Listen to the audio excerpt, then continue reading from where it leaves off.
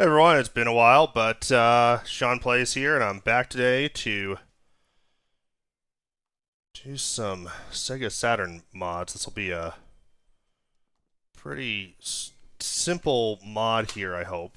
Um, we've got the Sega Saturn here, and right now it's working.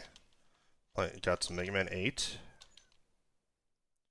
That's right, I have a save game going. Let's start there.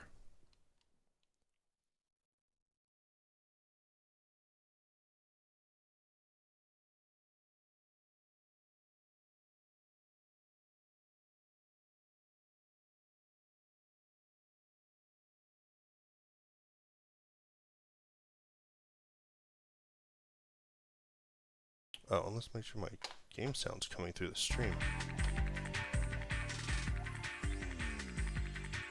There we go.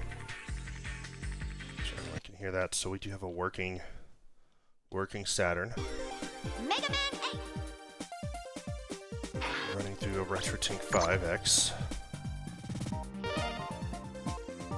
Actually might not have a save, yeah. I don't think I've used this system to play this game since I got the FRAM mod done. I may have lost some save data. I might have it backed up somewhere, but that's okay. I just want to show if this is working.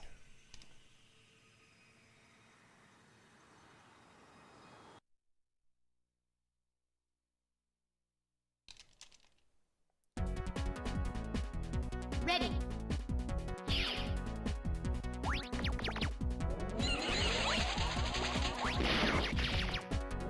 I don't understand why we have to kill the robot trees.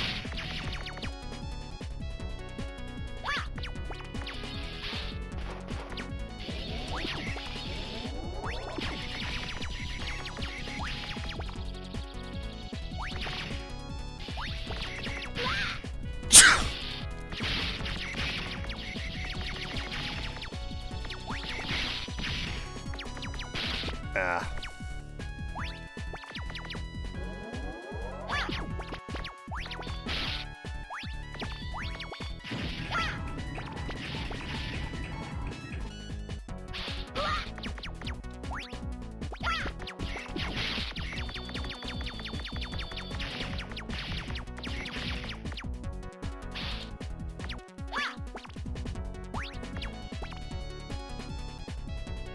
Alright, so we're working.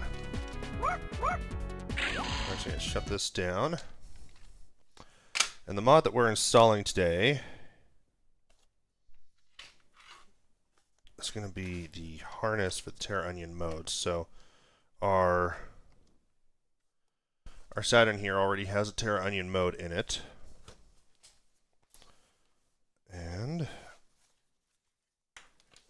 I'm just figuring out where I put the harnesses. There they are.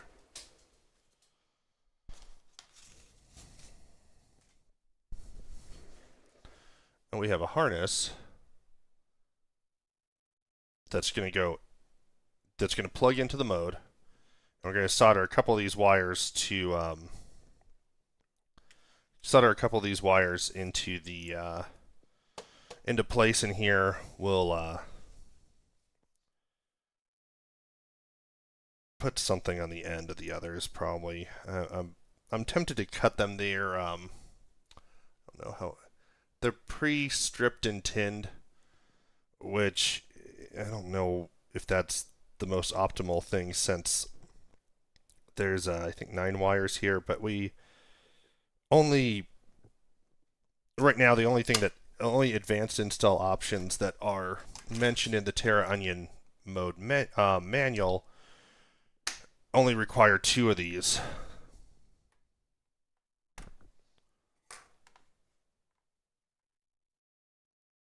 So we start by unplugging everything. We'll, hey Kakash. We're going to start by opening everything up here. I'm actually going to grab a different screwdriver real quick because of the deep screw channels on this this Saturn.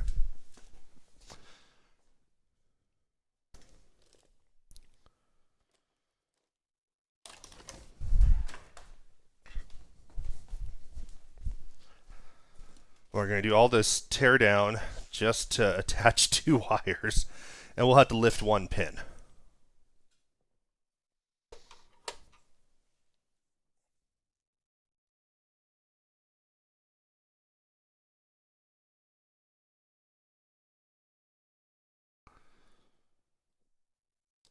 As usual, we're just going to take our time. Yeah, we'll just wait till what's next. Next is more interesting, at least a little. But I've been meaning to do this for a while. It's these harnesses.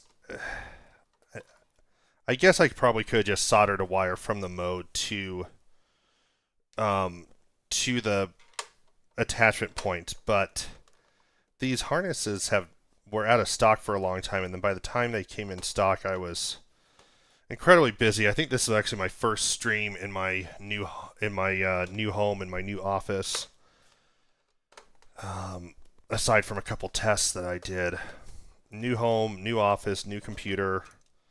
I don't know. Maybe I did I don't think I did any streams from the old computer in this house. We don't want to forget to take out the VCD card. The Hitachi High Saturn VCD card that I grabbed. Supposedly that one's got the best video quality for VCDs. I don't know if that's true, but that's why I got it. So I don't have anything to test it against, and it works. So that's really all you can want.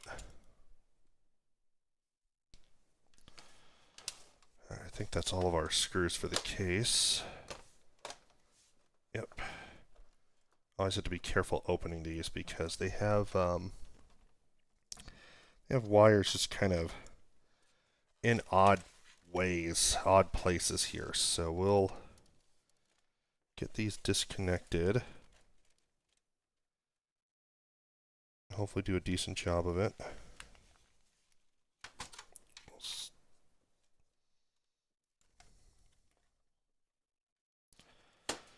Being careful of the power supply. There we go. That's 1, 2, 3. And that one's a little trickier to do.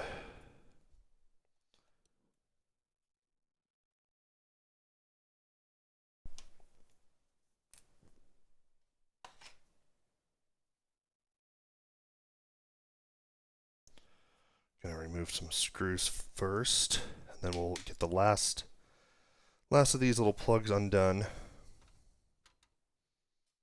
For this one, we'll use the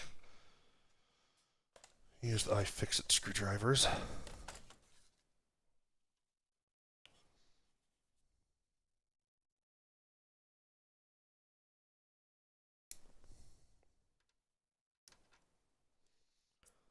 It's a little too big. I'll try this one.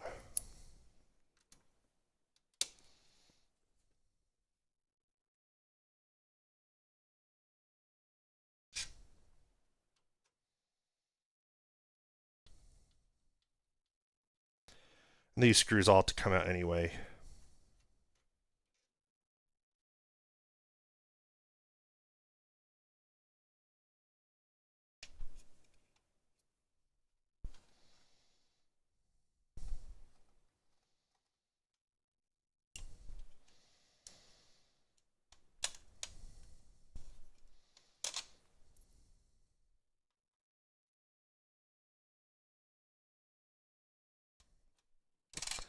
Last mod that was done on this system actually was not by me. It was actually, I actually sent it into Stone Age Gamer to do the FRAM mod because that one's a little tricky.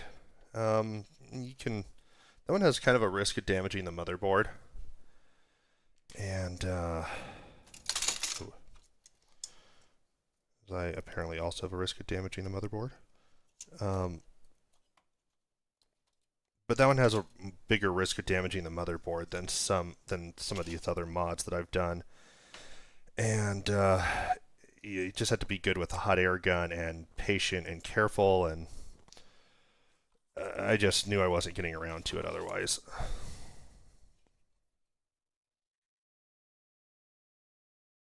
There we go. Okay, so now the top is fully off. We'll just put it to the side. We're gonna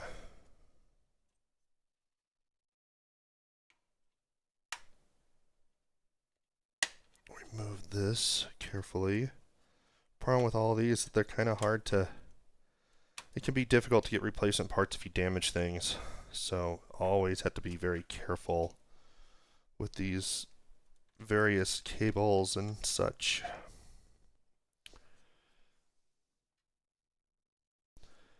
And this is a 20-pin cable there. Alright, so that's removed.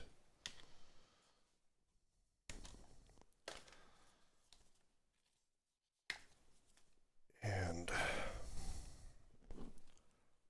yeah, definitely don't want to break any of these.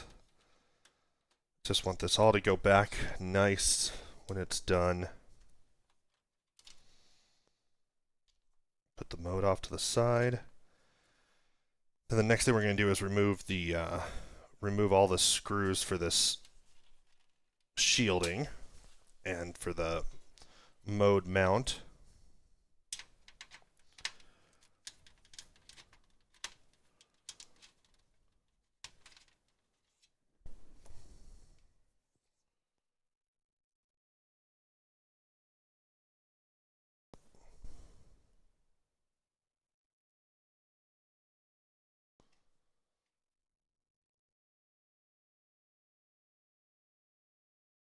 And since I don't do this all the time, I really like to make those notes over here on my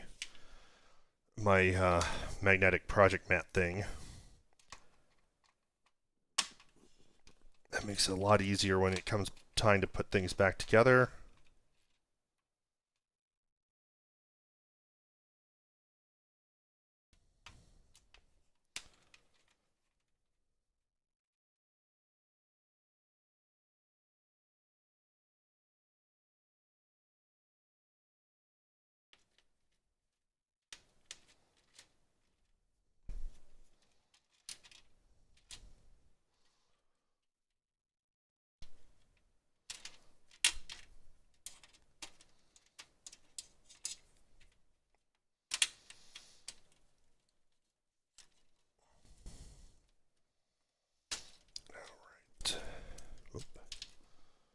That's the other part of the mode mount.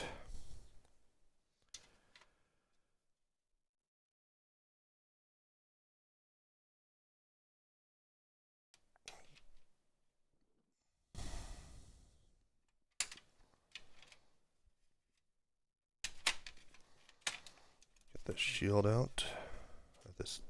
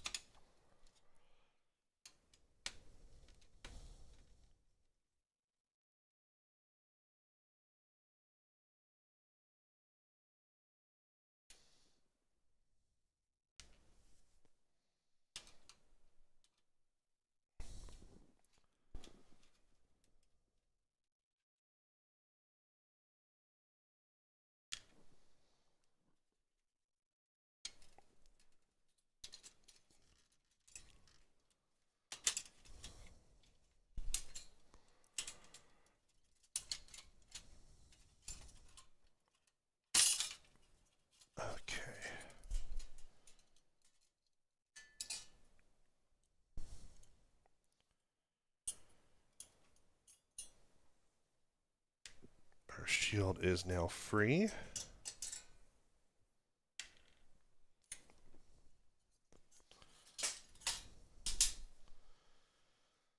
Take that off to the side now.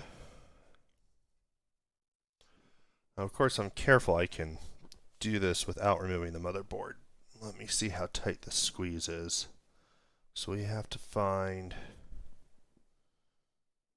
Looks like this chip here. The VDP2 chip.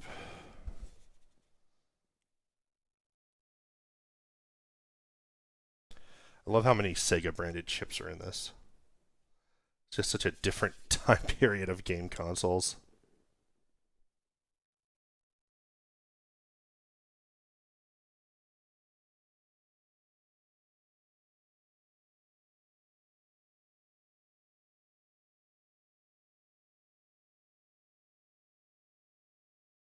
I'm going to double check that this, since the numbers on my chip are not completely matching. I wish I had a... Actually, I can grab the microscope and show.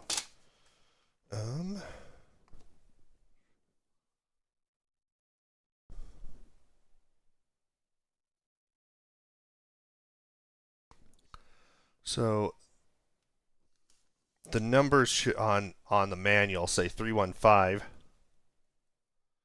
5690, but they don't have the -02. So always better to be safe than sorry. So we're gonna take a quick moment to just validate the chips.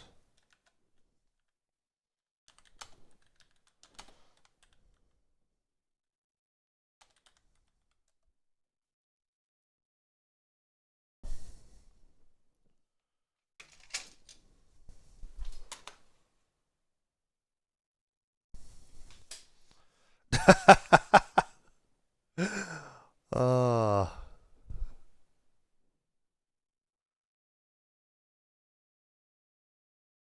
damn right. All toys should have military chips. I remember like when I was in high school and college hearing rumors about how they would that the chips available to the public were like 5 years behind what IBM and Intel were making available to our military. I still don't know to this day if that's true.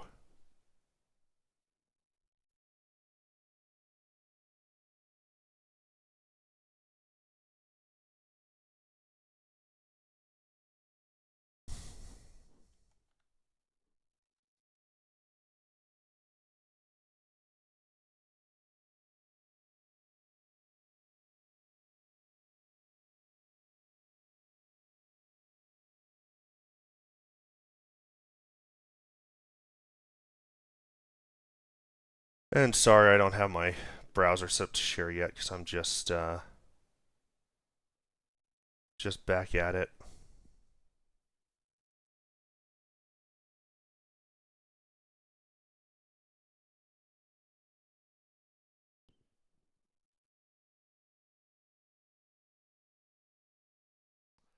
Yes, I don't know if there is or not. I see like these crazy things that like Nvidia puts out, and certainly is a big difference between what I can afford and what the military can afford. Um,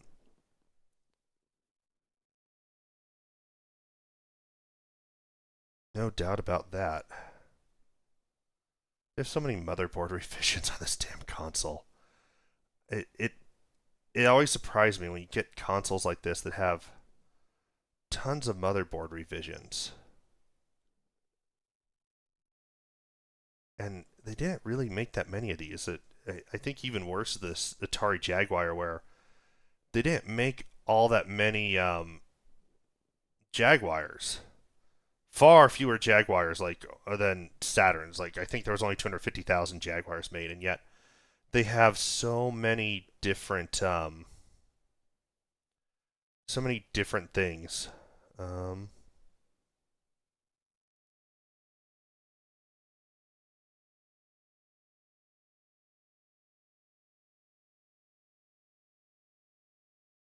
I really wish I was sharing my browser right now because what it's saying is what the screen I'm looking at is saying is that this chip is the VDP2 and this one's the VDP1. They're both video display processors, but the directions clearly show the other chip number.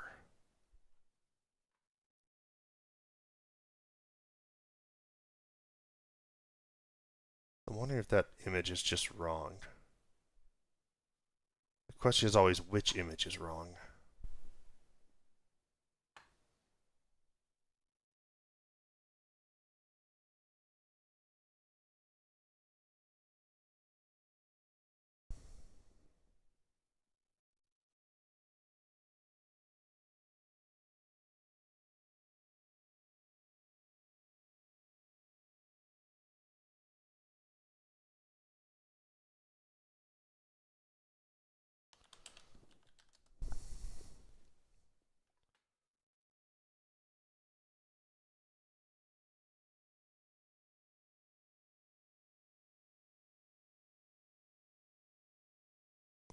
We'll have this figured out in just a moment.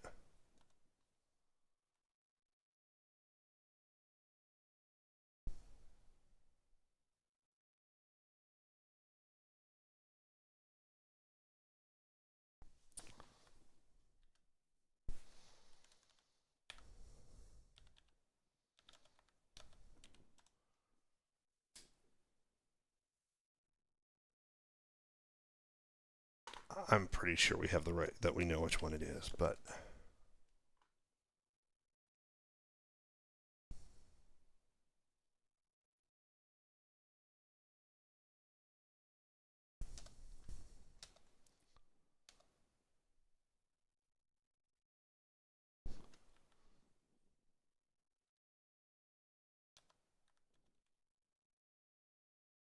okay, I was able to find a list of chip numbers. And yes, this is just a different chip number. It is indeed the VDP2. So, switch my browser back to the correct instructions.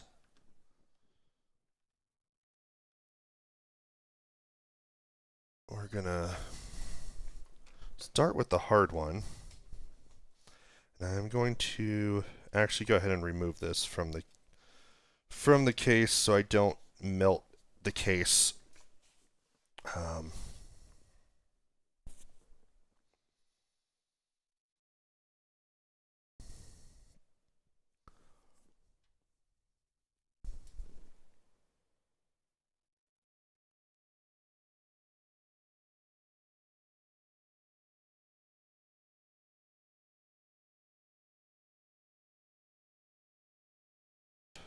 Yeah, I just really, I think it's interesting when you look at the history of a lot of these chips from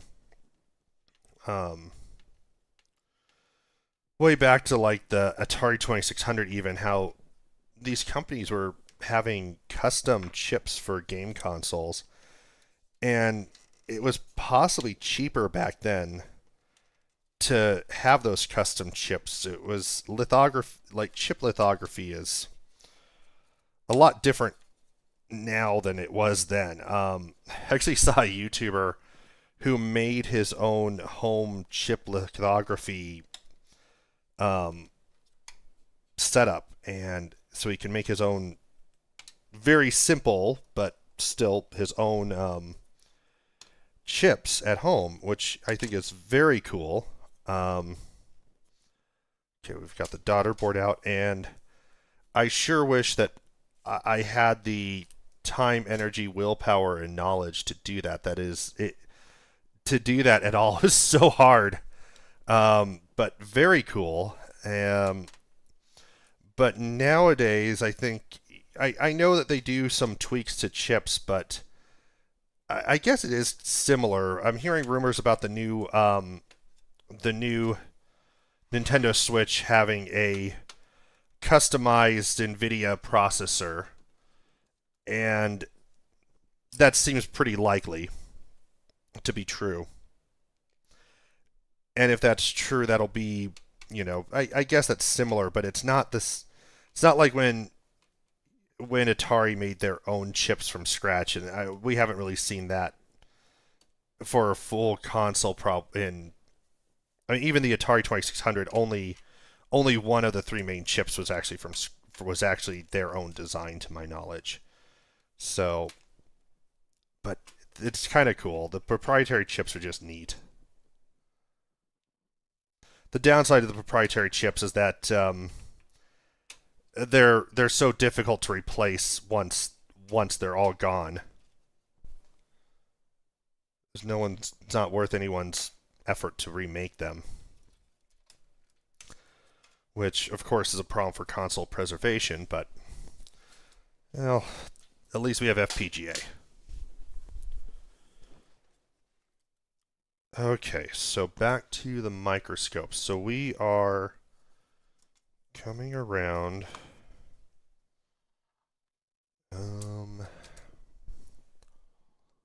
Let's see if I can get the microscope focused on where I'm working. Okay.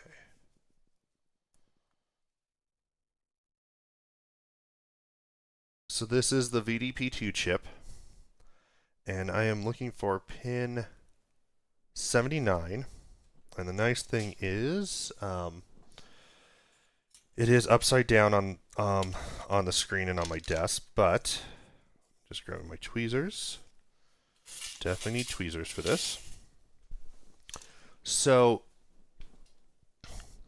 this is pin 80 right here. So next to that is pin 79. I'm not pointing at very well.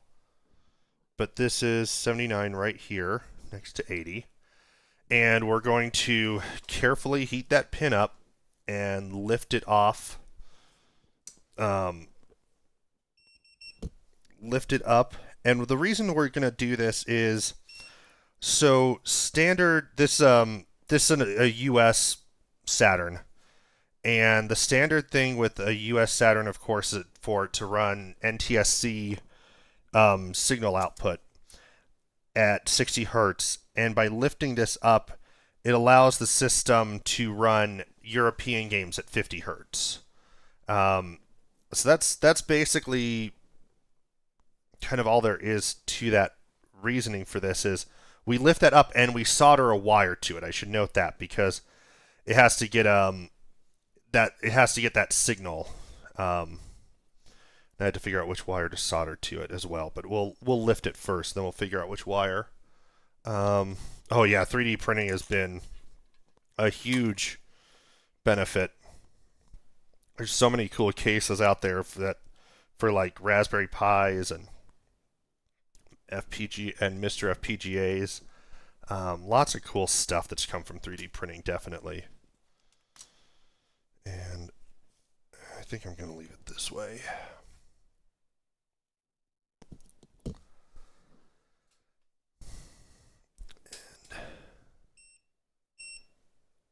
Getting the soldering iron nice and hot.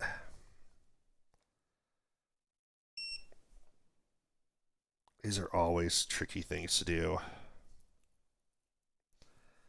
Lifting pins definitely not my favorite thing because you got to be it's tricky. You don't want to get too much heat in. The solder's old, and time is of the essence often. And these pins are very close together. And the tweezers act like a heat sink.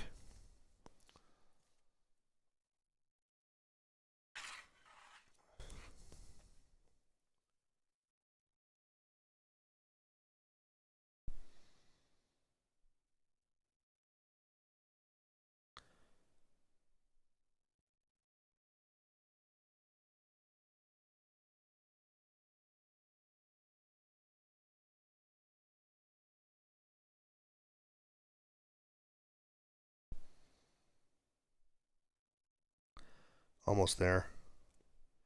And of course, if you break the pin, you are really up shit creek.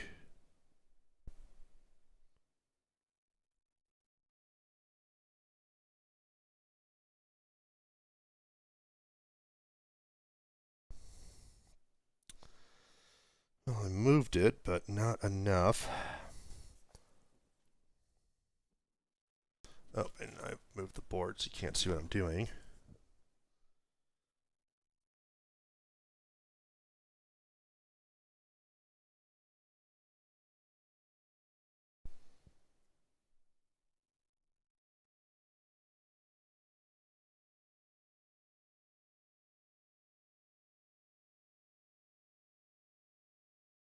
Being very careful of that cartridge slot.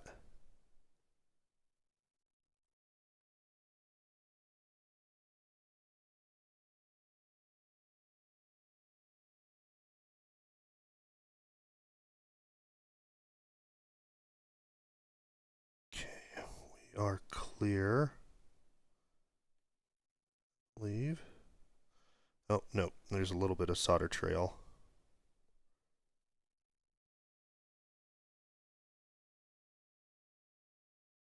Okay, now we're clear. All right. And that is why I have glasses that have magnifiers. Not just because I'm old. And what I'm going to do is just...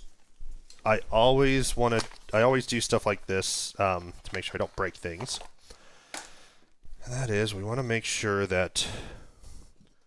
So there's a couple things here. So we might have a test point here, which I probably should have done that before. But I want to take this multimeter. So you can see the multimeter right here, and you'll see the leads here in a moment. I'm going to take them, and I'm just going to make sure that these two are not shorted. That these two are not shorted in case any solder. Just want to make sure there's no solder that's leaked. That I heard that beep, which may indicate that there's a bridge. I don't think there's a bridge. We're going to be absolutely certain. Gonna lift this pin just a little higher, very carefully, which will make it easier to solder later too. Get the soldering iron back on and just kind of, yes, just poke around just to try to heat up that flux and check on things. We definitely do not have a short there. We don't have a short there. And if we look carefully, there's a trace right here. And that trace goes down to, I believe, here. And no short, so we've successfully disconnected the pin from the motherboard, which is good. So now I'm going to figure out I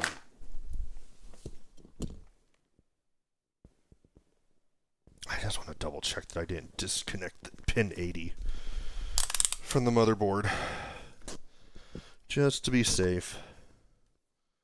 I don't see a lead and a test point that's readily obvious, but it definitely is still down, so good. The pins are very close together, so we always just got to be really careful about that. And if it doesn't work, we know that this area is probably our culprit.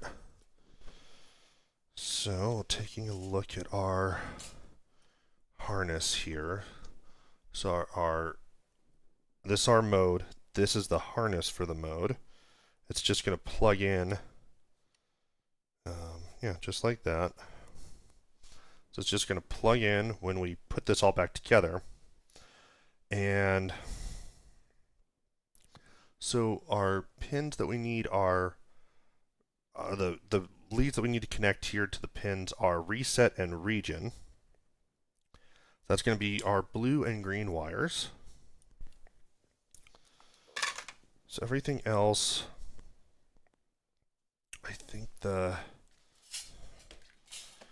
easiest way to deal with everything else is just a little bit of some heat shrink tubing just melted onto them so I don't have to clip anything.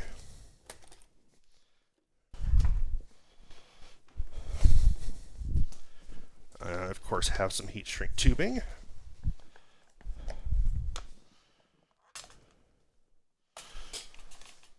So what I want to do is grab the smallest size out of my heat shrink tubing that I feel I can squeeze 7 wires into.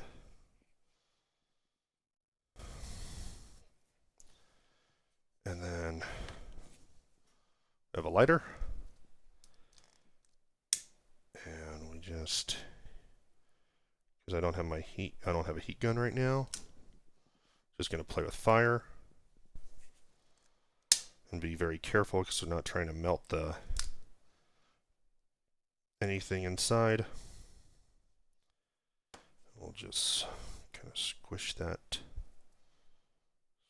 end together. Heat that end just a little bit more.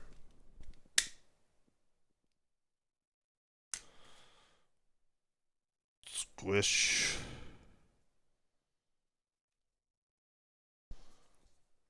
And that should be sufficient, so. I could remove the wires, but if they do come up with additional stuff in the future that I want to use these wires for, I just don't want to have to worry about that. So now, as I mentioned, we have our wires for reset, and we have our wires for wire for region. So we're gonna put in reset first, which is going to be the green wire. And so reset is going to just go on, I'm just double checking this, switch 3.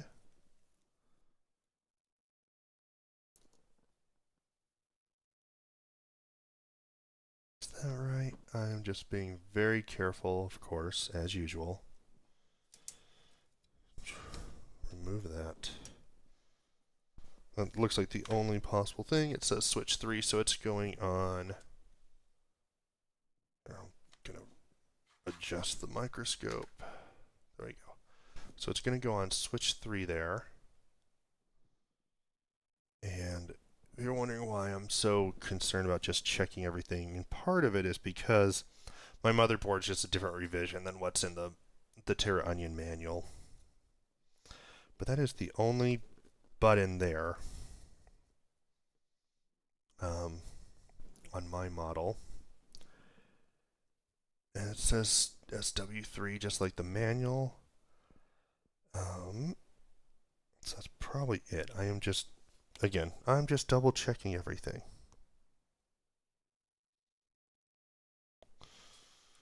Because on mine's a early revision. So it has the power supply in the top, and it has the oval buttons. And that also means the reset is the reset actually has its board built into the top, and it plugs in over here. Plugs in right here. But the switch that it's referring to is there, and they move that up to the front though on later revisions.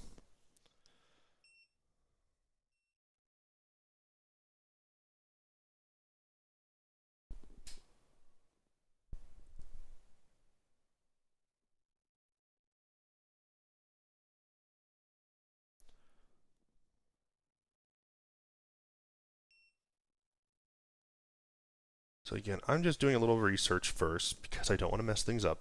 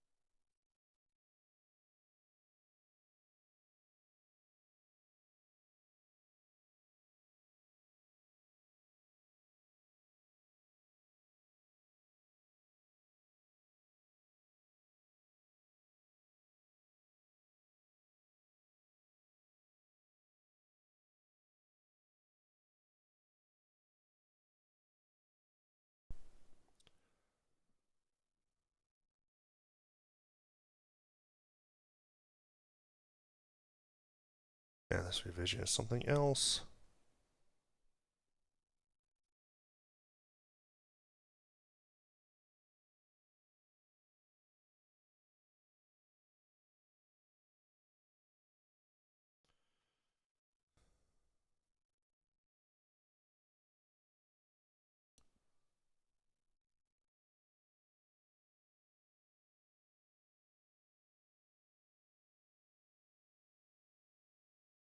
Well, I'm pretty sure it's the right place, so we'll find out pretty quick.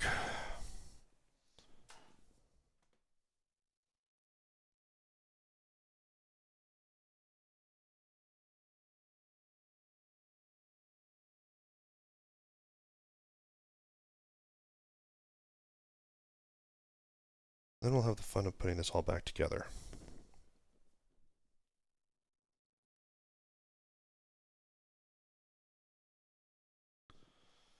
So the other thing that we have to do is make sure that we're connecting it to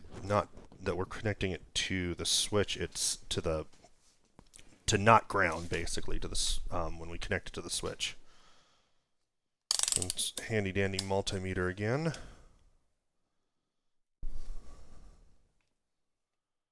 We should have lots of options for ground here. There we go. That's a good option for ground.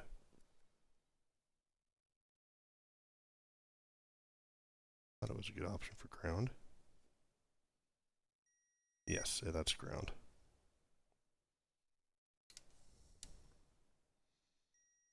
It's also ground. So these two should, yep. Now if I am pushing this switch,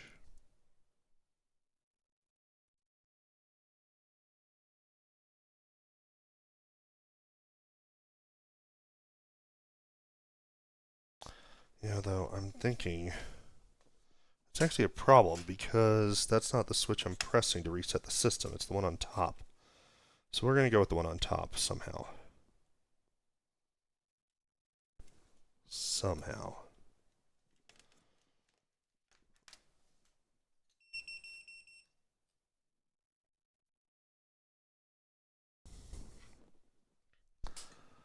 So to go with the one on top, move the motherboard out of the way for a moment. We'll remove the reset switch that is on top.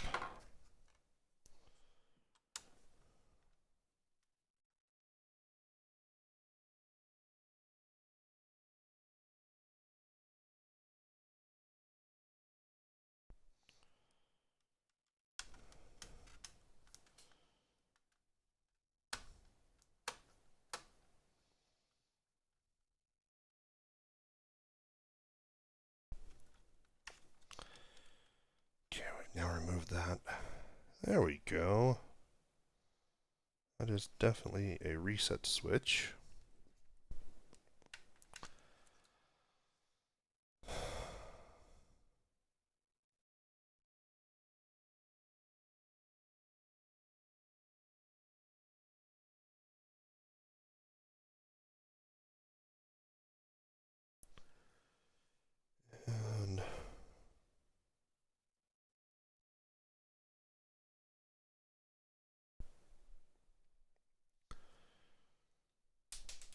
And I dropped a screw. Smooth.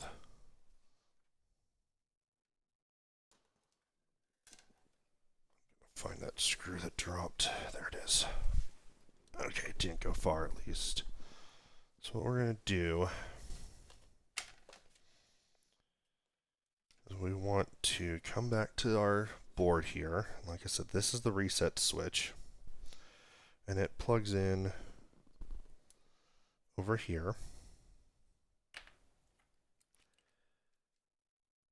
And we can solder either directly to this reset switch, which I really don't want to do, or I can try to bring this, I can bring the wire through a little bit differently so it just gets on the pins on the bottom.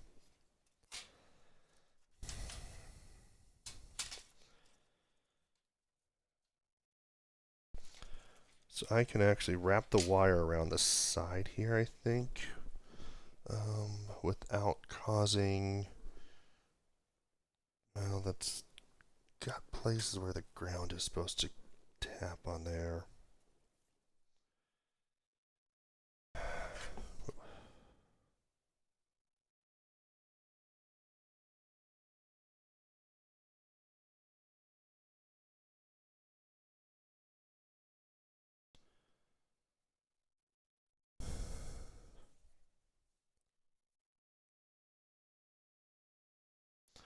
Sure wish I knew which, figure out which lead is the reset on here anyway.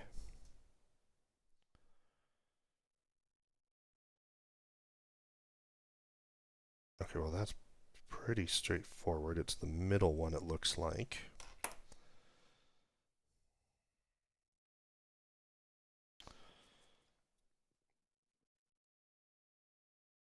So since that's the middle one,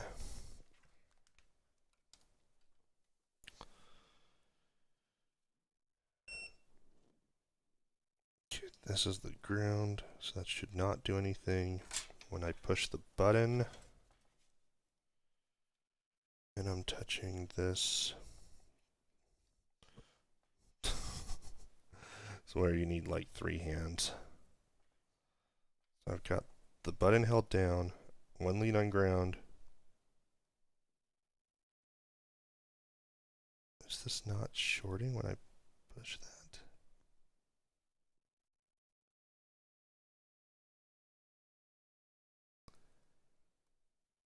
Huh.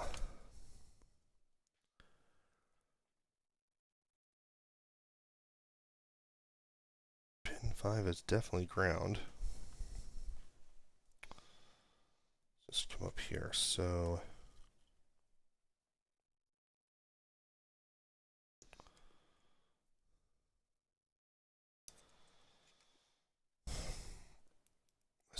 so these are ground. They're going to be shorted if I touch both of them. These are connected together, so they should be short if I test those.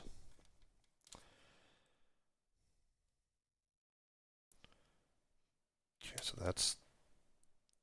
The switch is not shorted because I haven't pushed the button.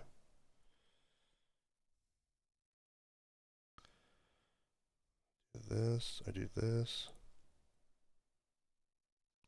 Don't understand why this is not shorting. This is definitely the reset button. And it works.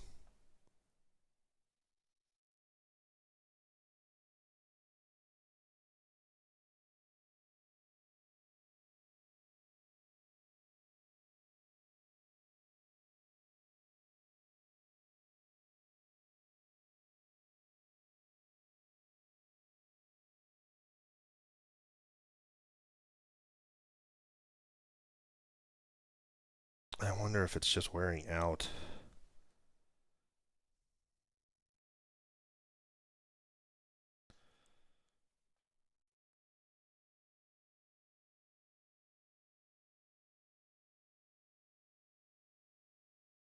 I think what it is that it has some resistance across it, but I definitely have the right button.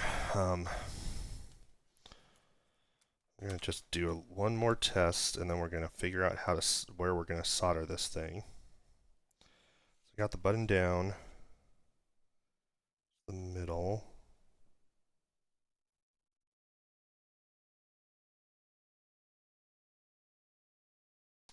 Okay, so we're going to solder to the middle point there. I'm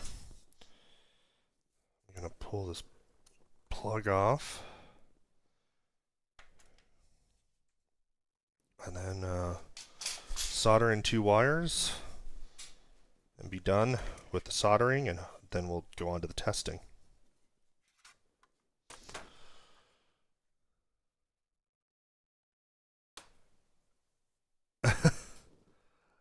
Yeah, definitely going to wrap it around, and what I'm thinking is I can wrap it around. I might be able to go through that hole, actually. It will make it a little harder to reassemble if I do that.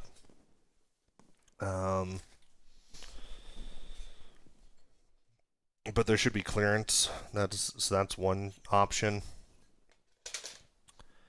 The other option is to try a very small solder point that is going to be difficult, and I don't really want to do that. Or I can, try and get this back on the microscope. So that's the middle pin there on that white plug. So on this plug, that middle pin, there's a missing pin, but the one directly in the middle, that's the reset button. And it's possible that one of those leads by my finger, one of those little test points, could be soldered to, but those I don't like soldering to because they tend to be weaker. It tends to be harder to get a good joint there. So then I might be able to just go through this hole and go through this hole and go to here, and that should do it. And that's not going to make it great to put back together, but since nothing's really going to be moving once it's back together, it should be okay. So I think that's what I'm going to try. If not, we'll do some rework. So green wire goes through the hole.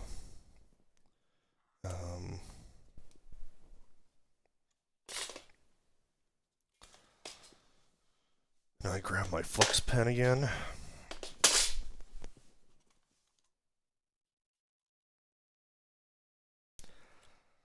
Apply a little bit of flux here.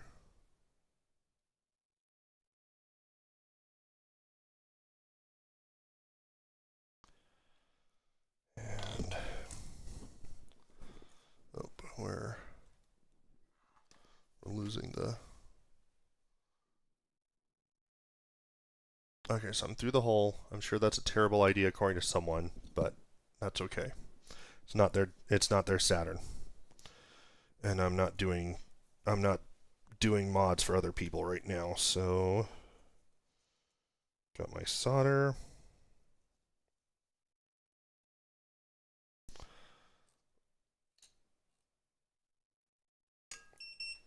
Soldering iron's heating back up.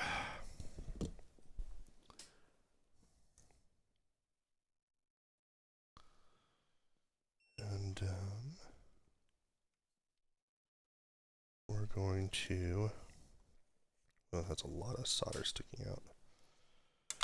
Okay, jeez, I just have way too much solder sticking out of this. I'm gonna add some solder to that pin. To start with.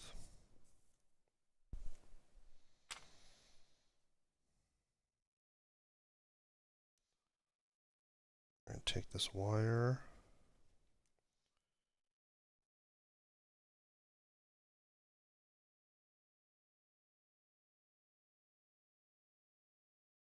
Add heat.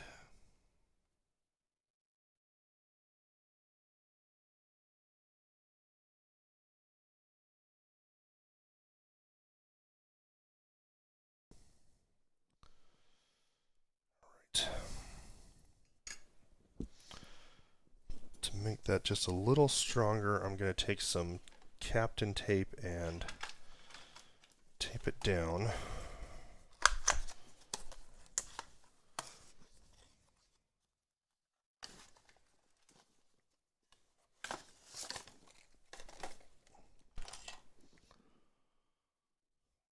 It's Kapton, I think, Kapton, I think. It's like electrical tape, but good. Electrical tape tends to leave sticky residue. Kapton tape is thinner, tends to stay on better, doesn't leave behind a nasty residue if you remove it. I find it is substantially nicer to work with than good old electrical tape has been.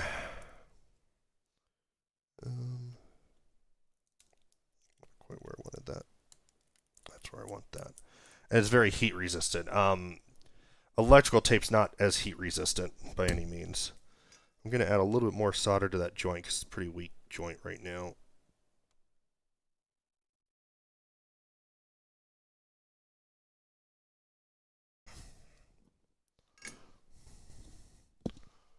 That looks pretty good. Good enough for my stuff. Now, back to the harder piece.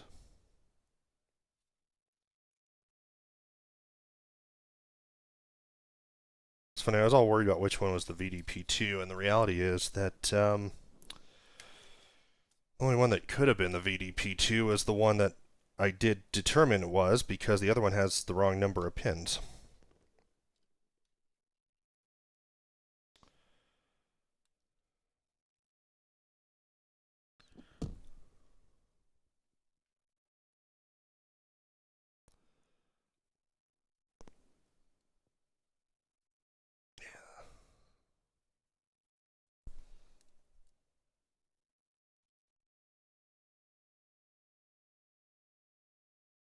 Let me get this on the microscope.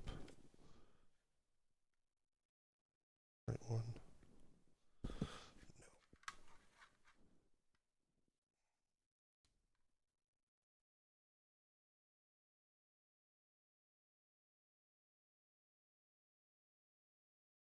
There it is. Okay. On the microscope. Focus.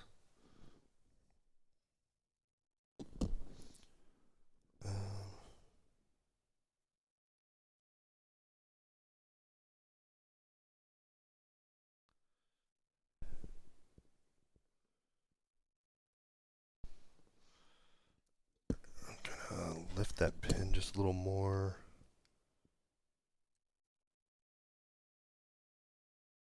Okay. So make it easier to solder. Get a piece of Captain tape.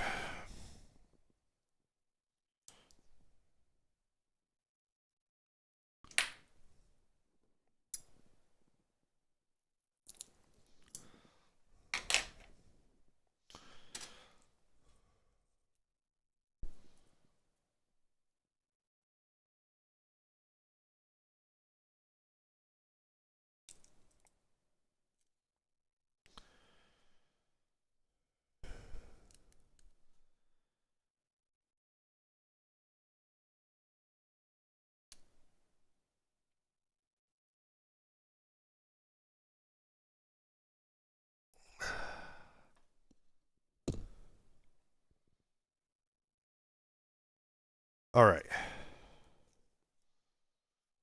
We are ready to solder that guy in place. Should be pretty quick because this is not gonna suck in too much heat here.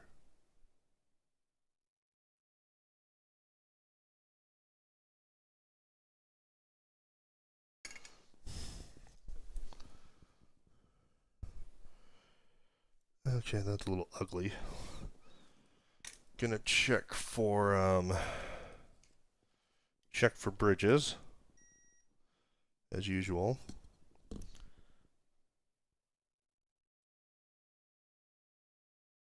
No bridge.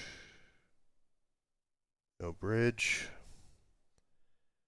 Checking to the pin. Okay, we got continuity back to the connector. And we're ready to start the testing process, which does require a little bit of reassembly first.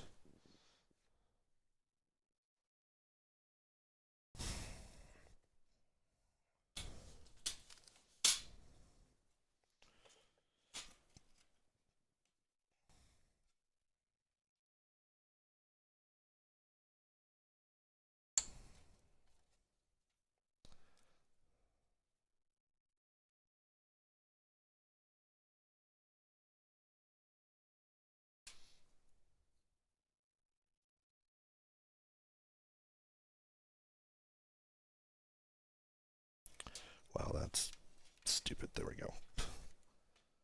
That was just me being an idiot with that connector there. Oh, I should throw this back on the desk so you can see what I'm doing. Okay, motherboard's back in place. And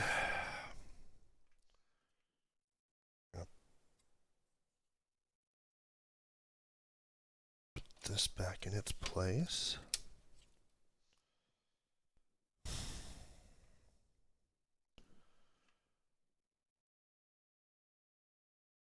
And now we're going to go ahead and screw the motherboard in so we don't miss anything.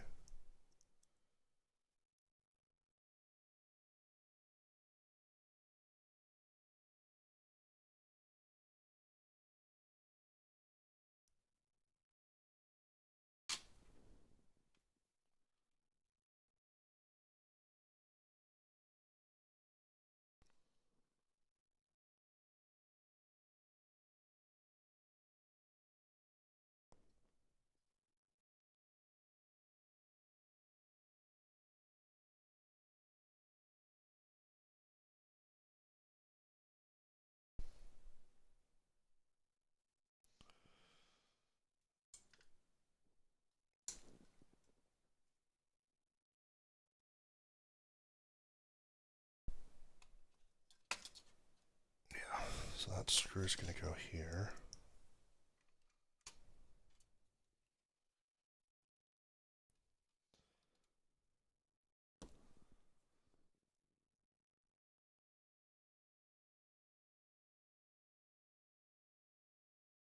Screw goes there.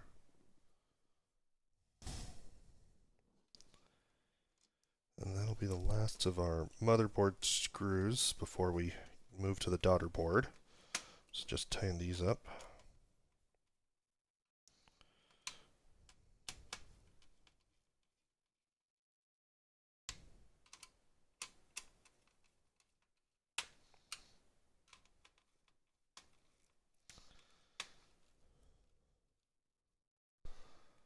Alright, now we have to have the daughter board.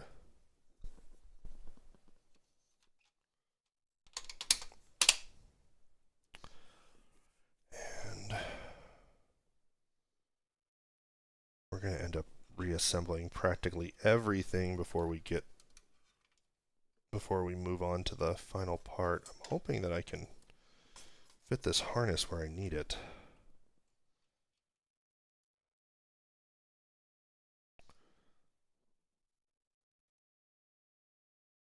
I'm a little worried about where the harness is going to end up because I'm not sure how I'm going to get it through the shield that goes on top before the mode. And I'm not leaving the shield off. It's best to have the shielding if possible.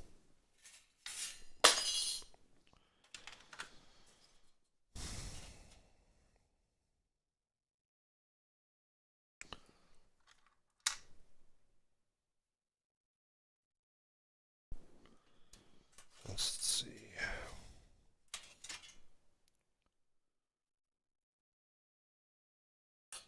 That goes here.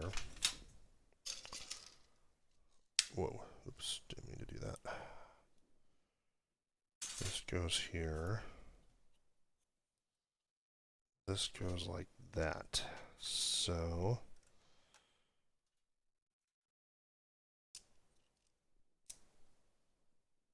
we will see if we can bring the harness up with enough slack right here. Or can it go through there? Okay, it goes through there. Okay, let's try it there, and let's see if we can get this shield on with enough slack on the harness. I don't know. That's that reset gives it a pretty tight fit.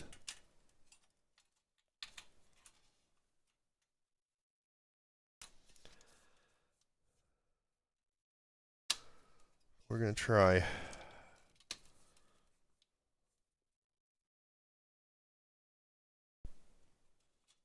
It's also, we've had all this other slack from the harness down there too. Oops.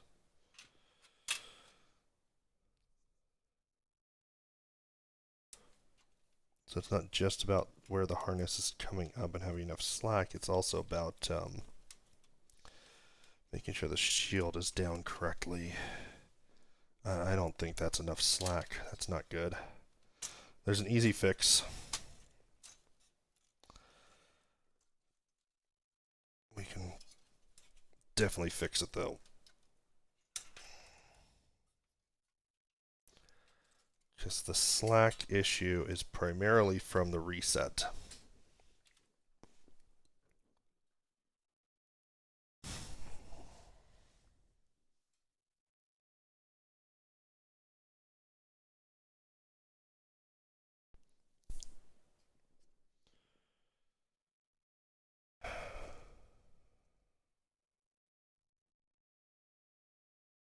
So I think the easiest way is going to be soldering it to where I didn't want to solder it.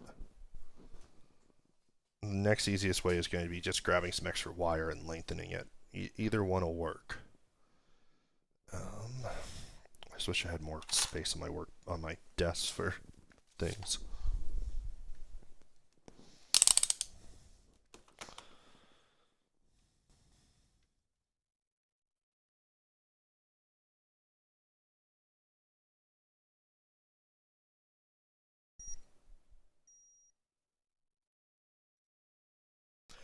Okay, I'm actually going to pull that wire off, which means I had to remove the motherboard again real quick.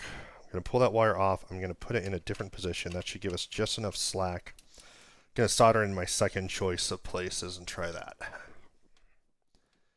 And that should give us just enough slack to get everything everything where it needs to be.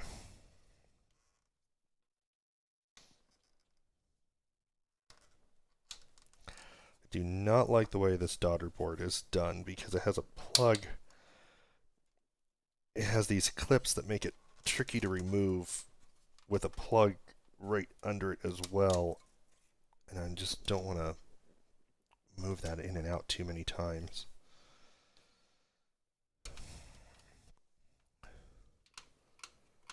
I would just connect it to that SW3 at the back because I think that is a reset switch. I'm honestly not sure.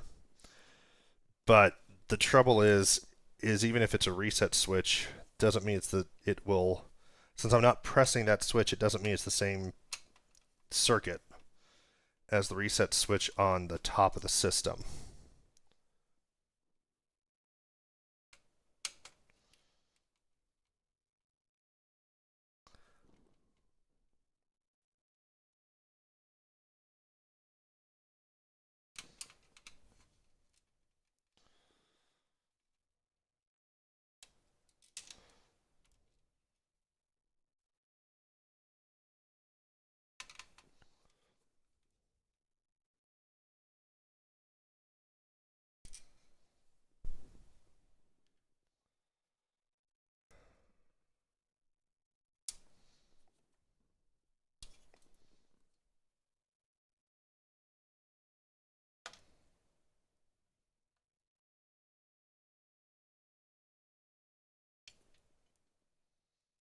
There we go. That's actually a better idea.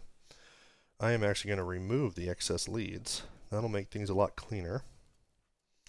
So I can do these in a way that I can put them back in if I need them in the future.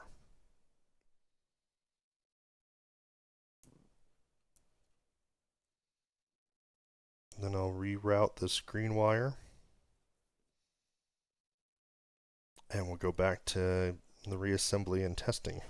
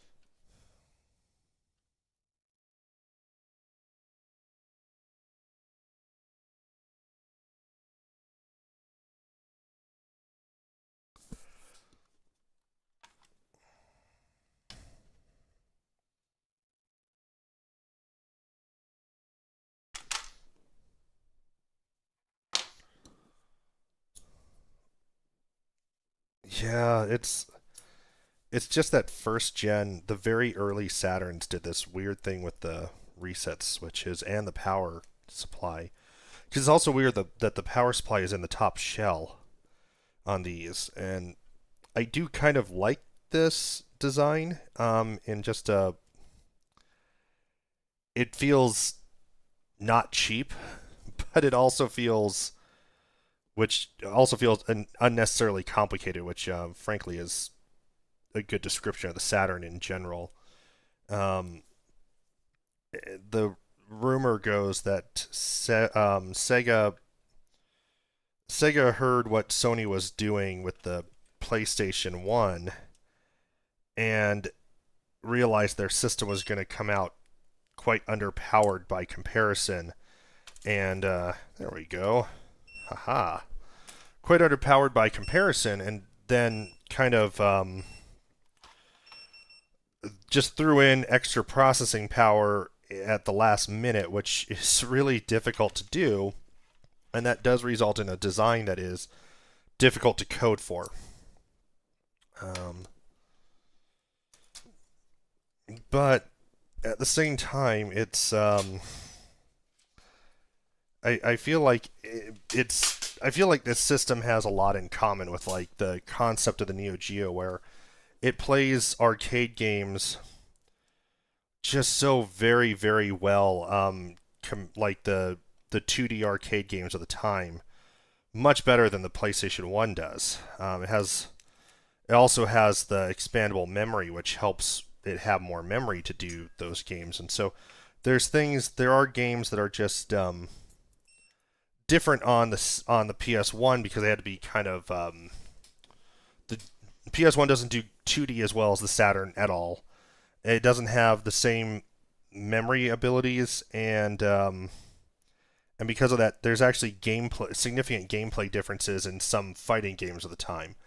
Now, that's not to say that the Saturn's better than the PS1, because I think it's pretty obvious which one won the that generation's console wars, and that was very definitely the PlayStation 1. And the PS1 does have just such an amazing library of games at the end of the day. Not that the Saturn does too, but a lot of people don't never got the chance to even play so many of the games because so many were left in Japan, which was an even worse problem with the Dreamcast.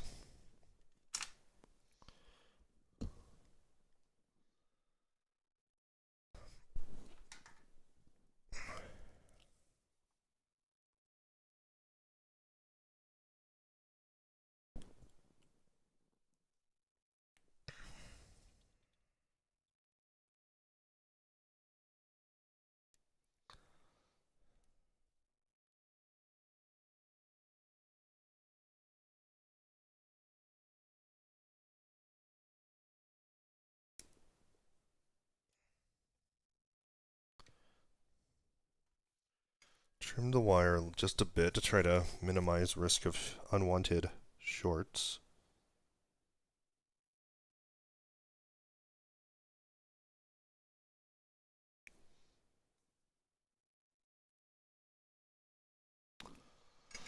Solder's really not quite sticking there.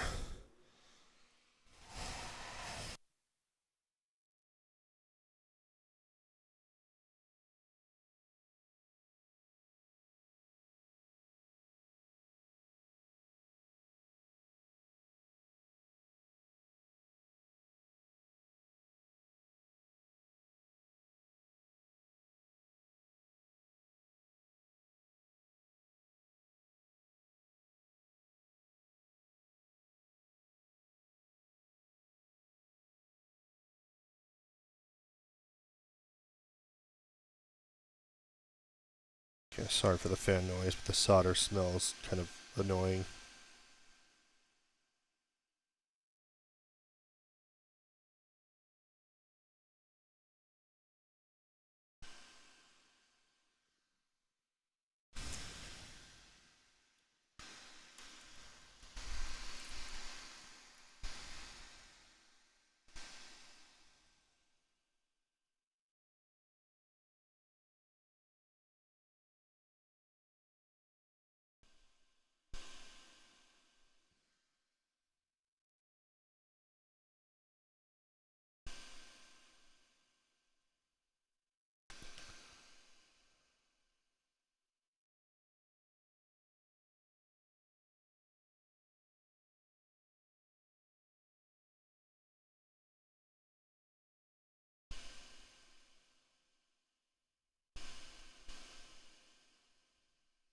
This is exactly my problem with this spot, is that these test spots are so difficult to solder to.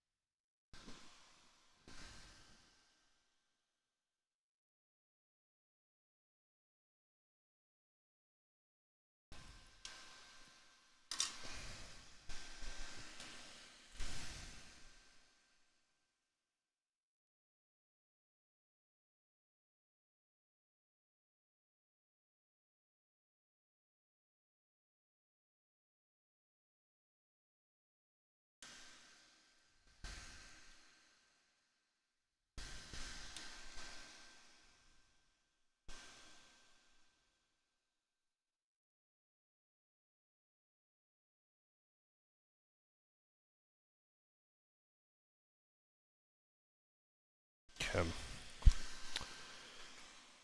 It's sort of down.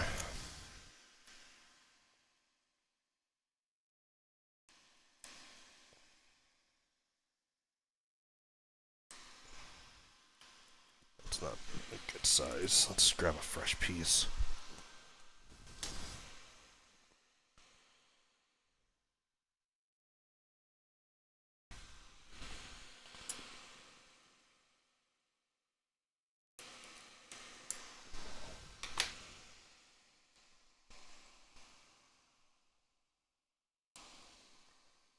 Okay, that's better, because I don't want to be covering these ground pads. Even if just being over 1 or 2 won't be a big deal, I still don't want to do it. Alright.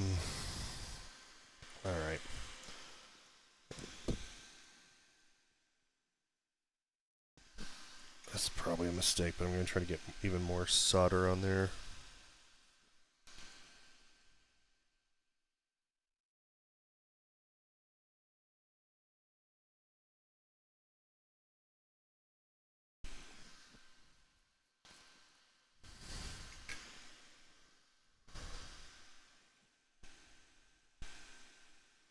Okay, that looks like it's probably good. I'm going to test continuity again. It's amazing how just the simplest of multimeter settings makes all the difference.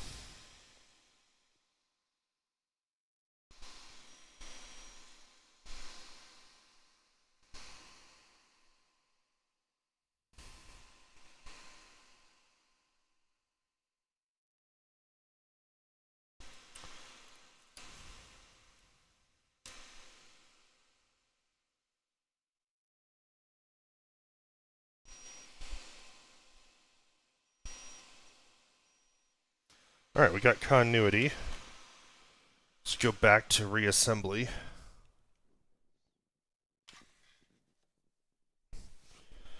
I have to be even more careful now with that wire, because it's definitely not soldered in as strongly as it was before.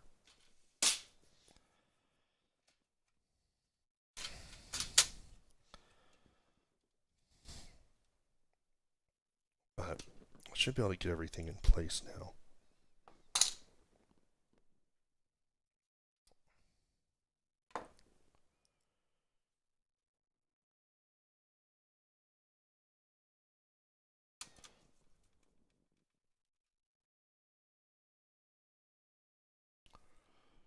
Always being careful not to over torque screws. I put them into the system again.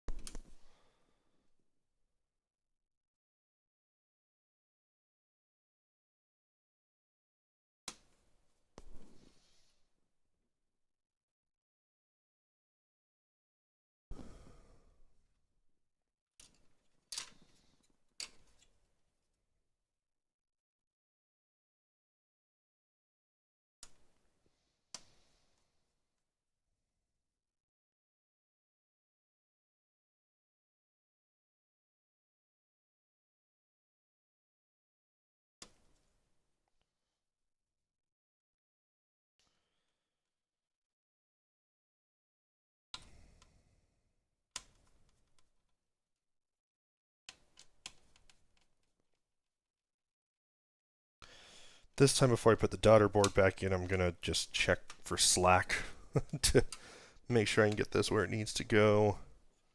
Because I don't like how hard it is to remove the daughter board.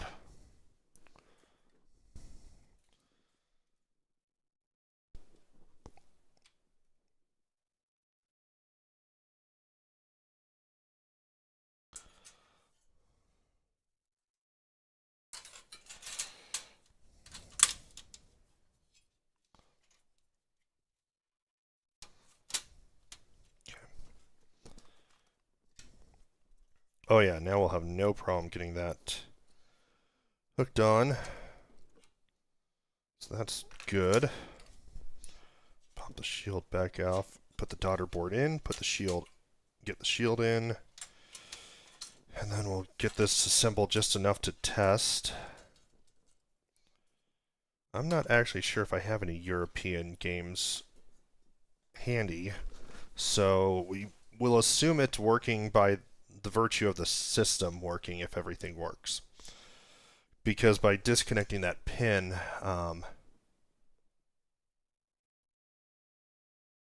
don't have carpet.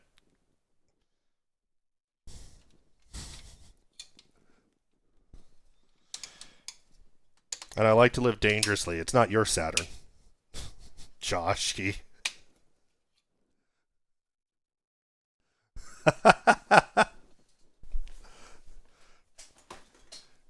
Yo, I could have linoleum. I don't, but I could. I can't imagine that would be a very pleasant flooring for my office. And linoleum is a reasonable flooring option for kitchens and bathrooms. It's what I grew up with in my parents' house. That's still what they have, actually. They're getting ready to get new linoleum.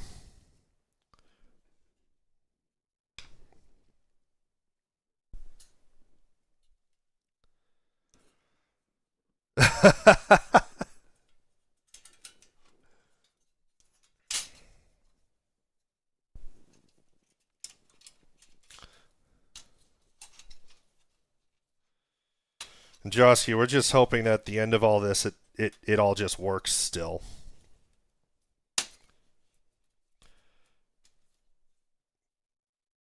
That's usually the bar I hold this stuff to.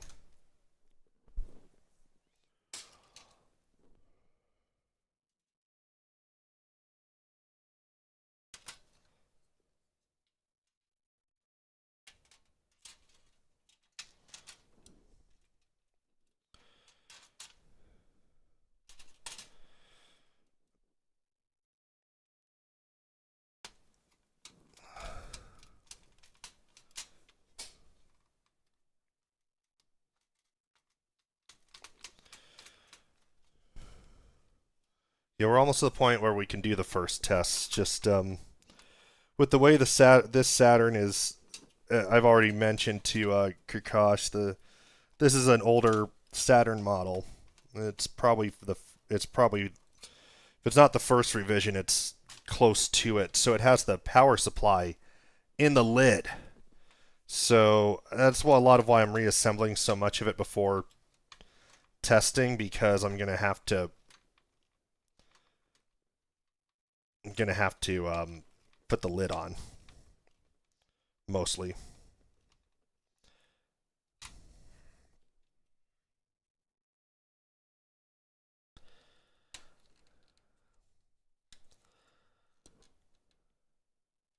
All right.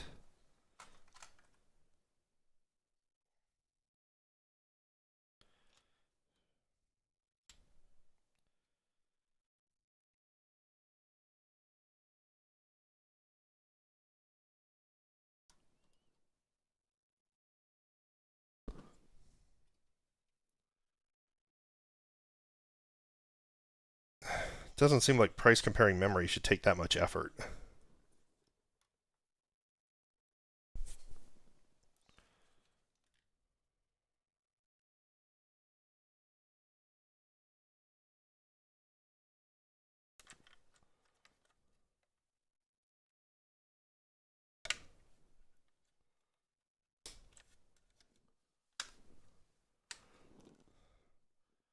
You and just 32 gigs. It's not like I don't even know you anymore.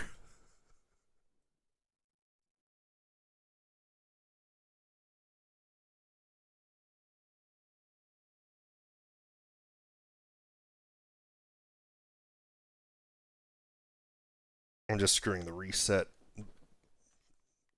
board back onto the top off screen.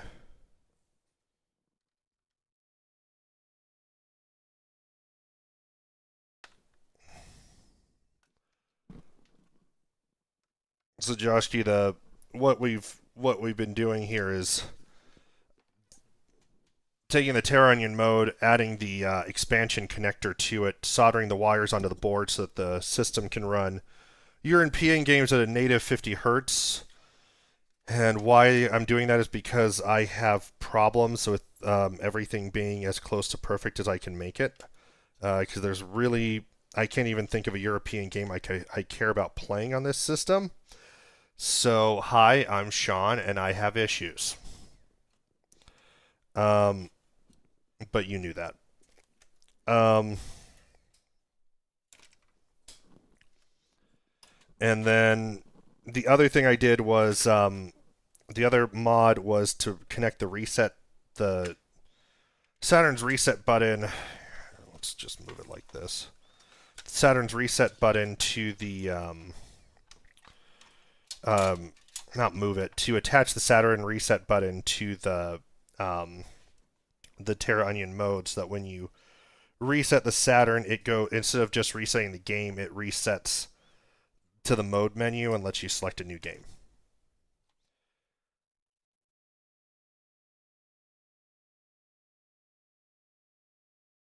I'm not sure if I have any. I'm gonna search. If I have any to test with, they are specifically games that were not released in the U.S. or in NTSC regions in English. Because I know on my PS1 when I did the mode, or not the mode, the X Station install. After I did that, I went and found because I have the HDMI mod from I have the not from Pixel FX. I think it's Dan or whatever, Black Dog, before they were Pixel FX. Before he joined forces with the other guys to make Pixel FX. So what I'm trying to say there is, on that one, the HDMI mod actually replaces the system clock on that console. And so by having the X Station and the HDMI mod, I can play PAL games at 50 hertz. The mode actually will patch PAL games automatically to region free or whatever, but they may not operate correctly. Alright, I'm going to switch to the TV here, or I'll switch my RetroTink into my capture card. Okay, well, we have a green light. Oh, holy crap. It looks like it works.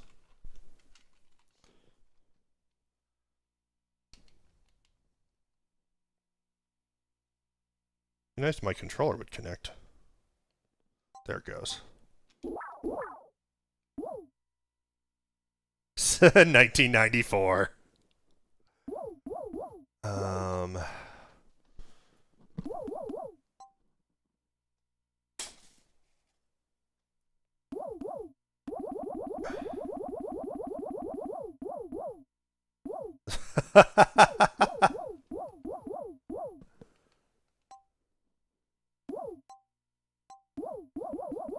I like the sound, like woo woo woo woo.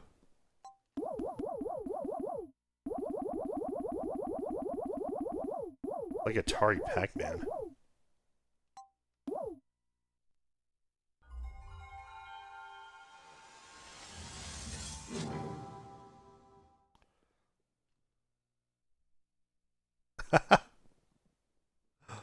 It's probably a better example. Okay, so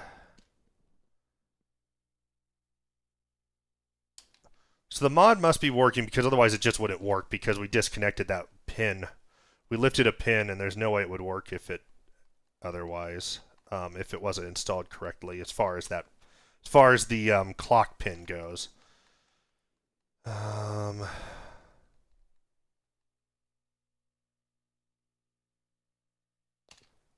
wait, I don't want Netlink edition. There we go.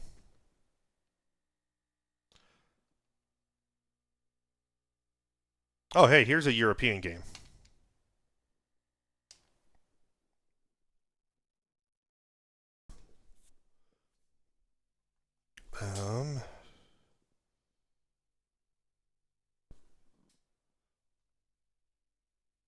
That's not the button I wanted.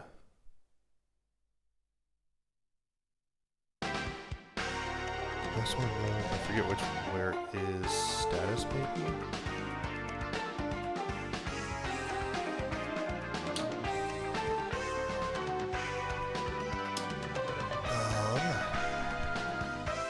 Yeah, so we can see this is running at input lines of 313p, which is the PAL version of 2040p, I believe. I could be wrong. I am an idiot. And our input frequency is 50.27 hertz, so that means we are indeed running in PAL mode. So hey, that's kind of cool.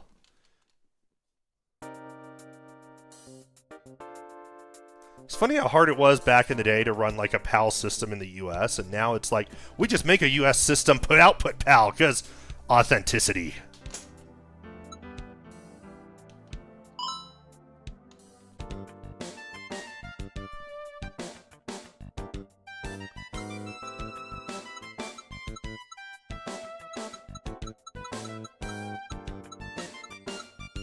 Wow, that's an annoying name screen.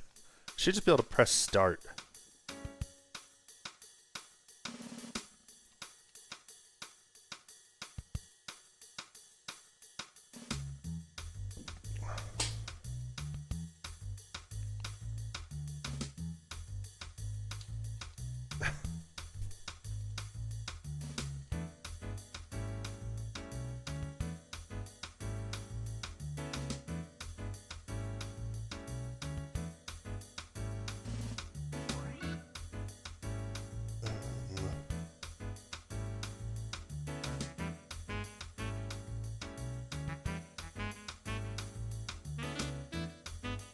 Oh, I know why it's not doing what I want to do.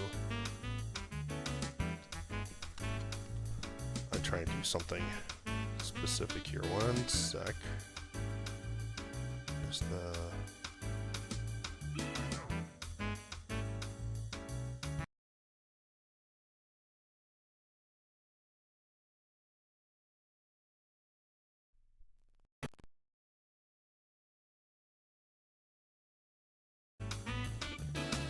Okay, so now if I go to status, we're still only at 1080p, that's weird.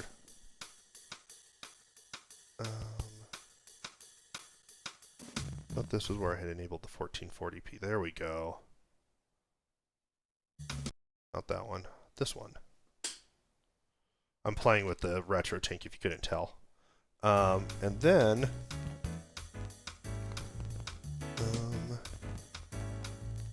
nope, wrong button. I thought there was a button on here for one other thing. I guess instead we'll just go to post-processing.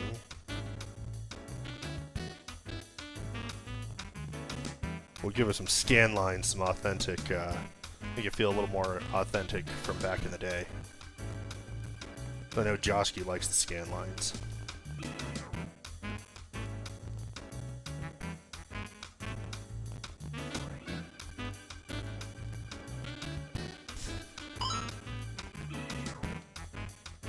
I just wanted to start the game.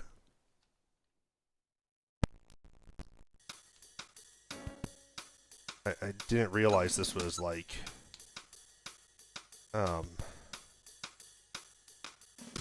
She seems surprised.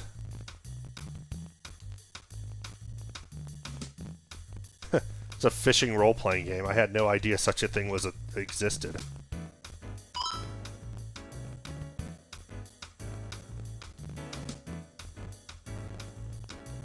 Okay, I'm bored. Let's see if the reset works.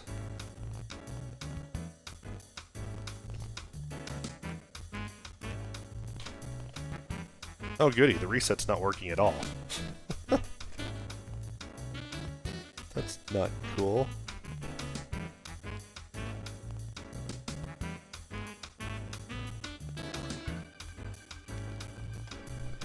Does switch 3 back there do? That does a reset.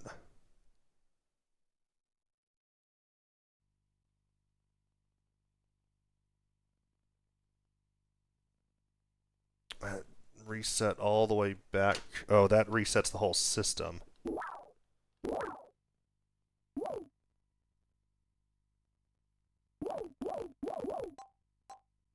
I'm not resetting the clock right now.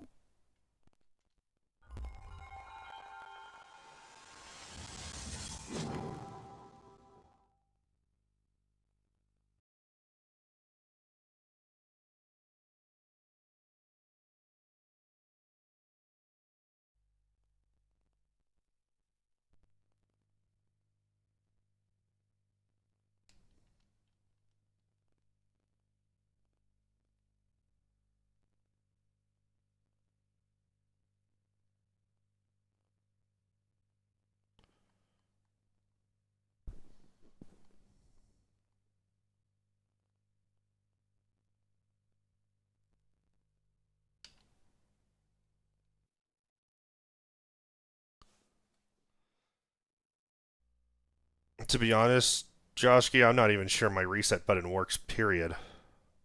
I can't remember the last time I used it.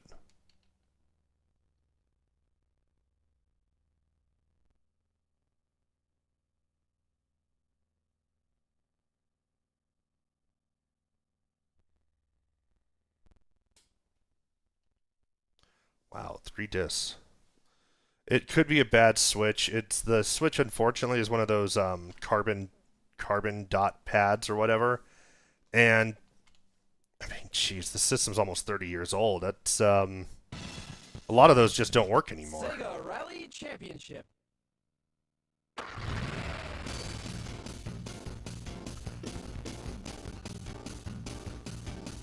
Yeah, I could probably get it from console5.com.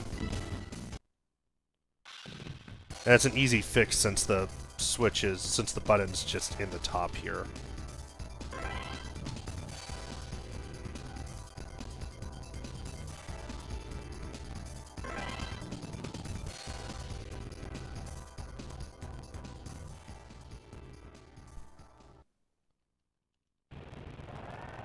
As soon as I find my Atari 7800 in my parents' basement, I'm gonna order the replacement switch for it, because it's, I think it's the reset switch that's got problems on it. Wow, it's been forever since I've played this game. I don't like that view for old games. There we go. Wow. I can't drive.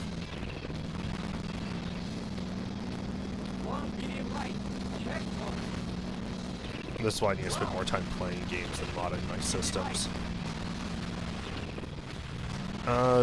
Audio might just be choppy on the stream for some reason. Oh, it's the is actually just a sound effect of the game.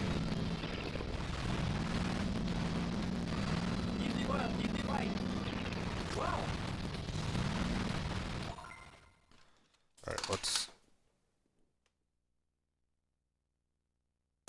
Yeah, my reset is definitely not working at all.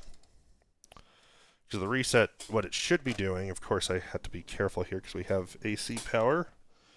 What it should be doing is, it should just be,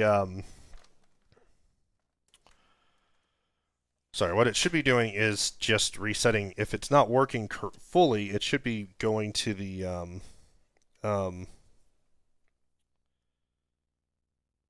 just resetting the game itself, but it's not even doing that.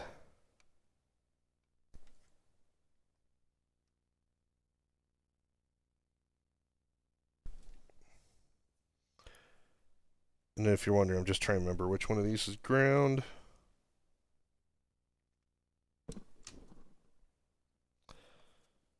Oh, that's probably not it.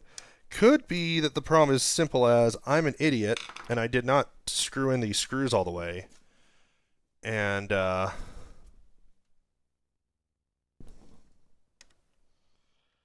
could cause it to just not be getting enough pressure on the switch.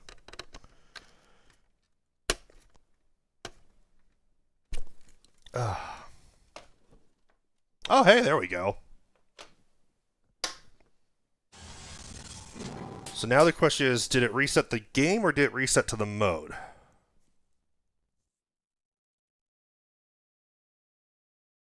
Because we had some confusion on this one because the motherboard design is different. Now it just reset to the game.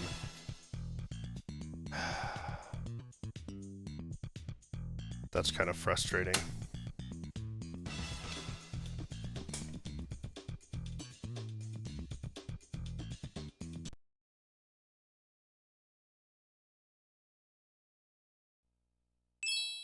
Oh, actually, that might be...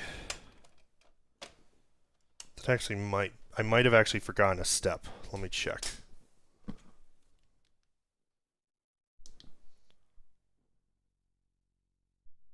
Make certain boot to menu is selected in the mode options screen.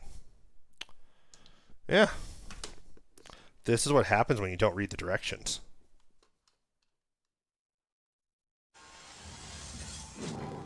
So let's give this one more shot, and then we'll, hopefully that works, and then I'll button everything up. Reset the stream to do the Dreamcast mods. Which will actually be faster, because the Dreamcast mods that I have to do are much easier than this one. This one required lifting a pin off of a chip with like 100 pins. I should say a pin from a 100-pin chip to the motherboard. Let me go to options.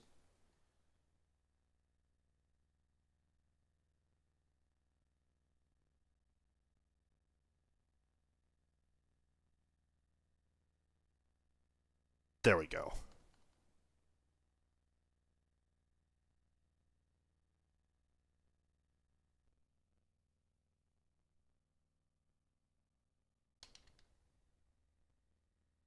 Alien Trilogy. Yeah, I'm down for some Halo after I finish the Dreamcast. The Dreamcast, though, I have something really cool for the Dreamcast to show after I do the mods.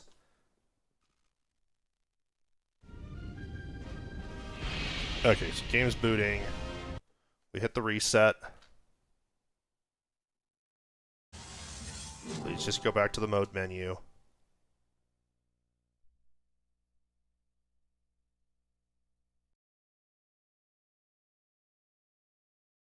Nice, there we go. That's what we wanted. So now I'm going to turn it off. Disconnect the power so I quit trying to electrocute myself. If I electrocute myself on screen, call the 911.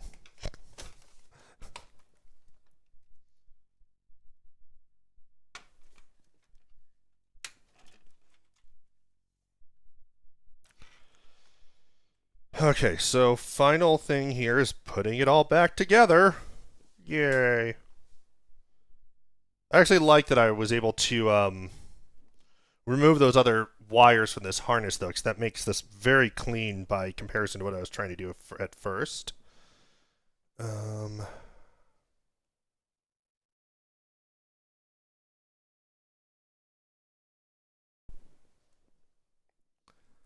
So now I need to attach the shield again.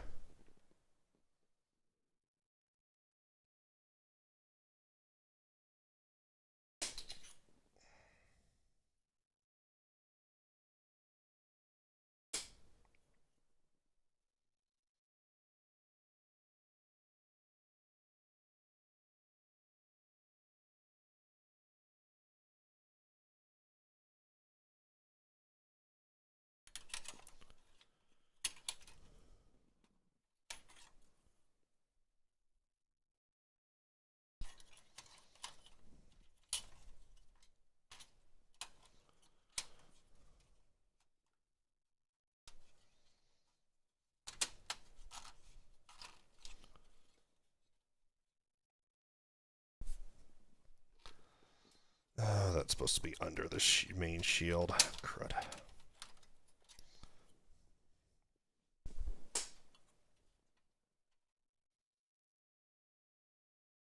I'm going to loosen the mode a bit.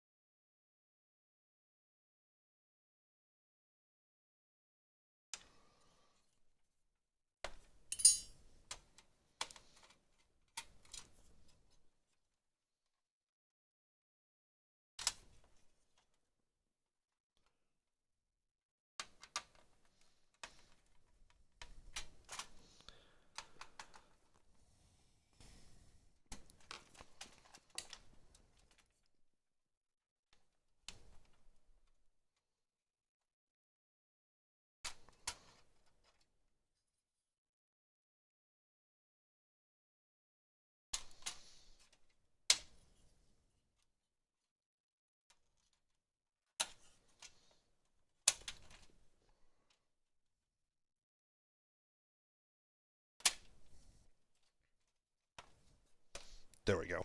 Good enough.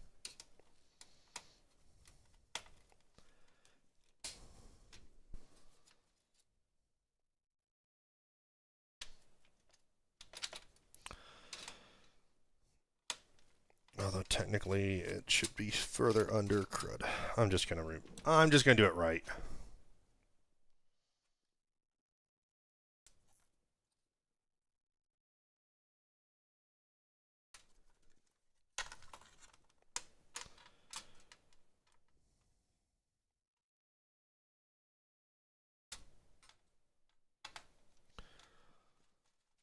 Just make sure my shielding is in place 100% accurately.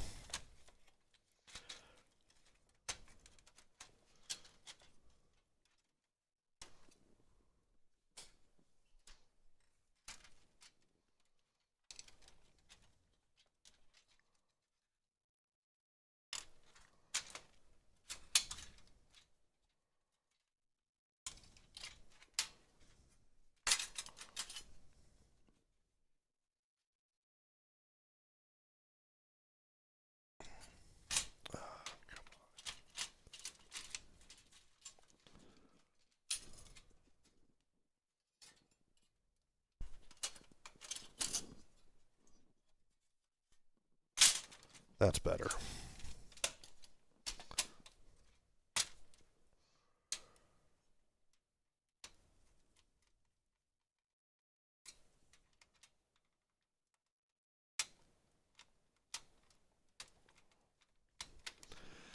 Have either of you seen that new RoboCop game? I'm interested if it's any good. It looks interesting. It's old school RoboCop, like, yeah, I think it looks pretty good, yeah, and especially because it's the old school RoboCop, not the reboot.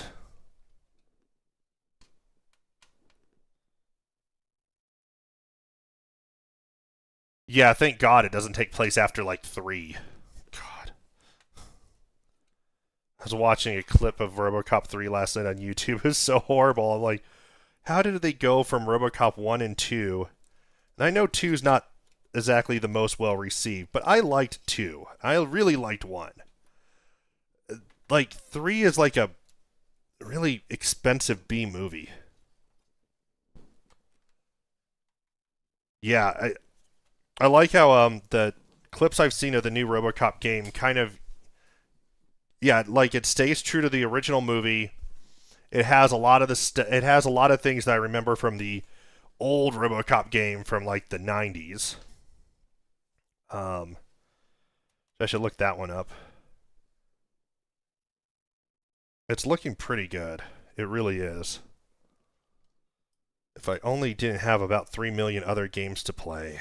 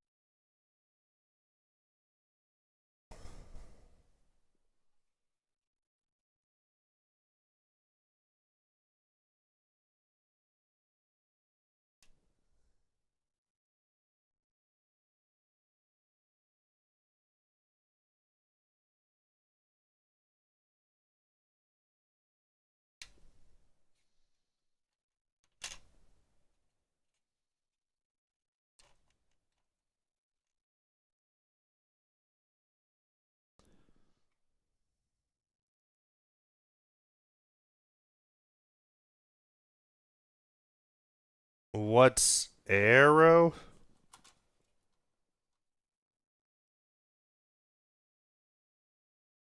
I have no idea if I'm pronouncing that correctly.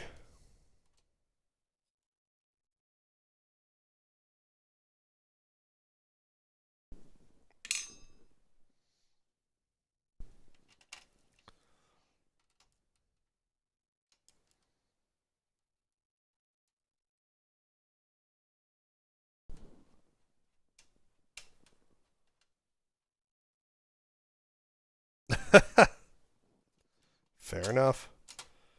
Sounds cool. It's on Steam, I assume?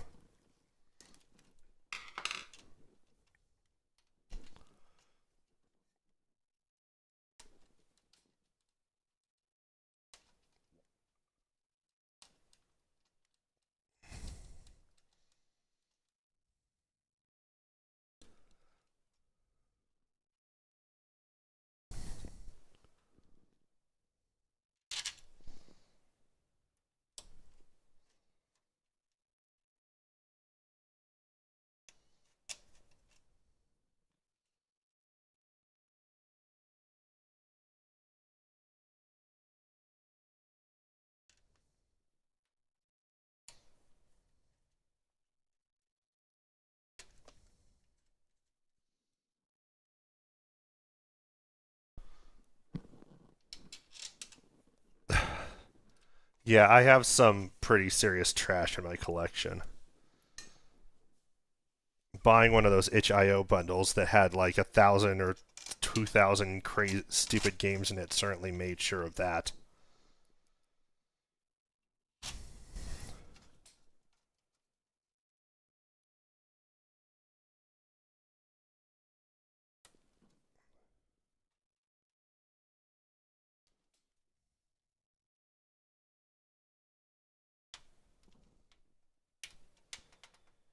Alright, mode is almost mounted again. I still gotta screw in the motherboard the rest of the way.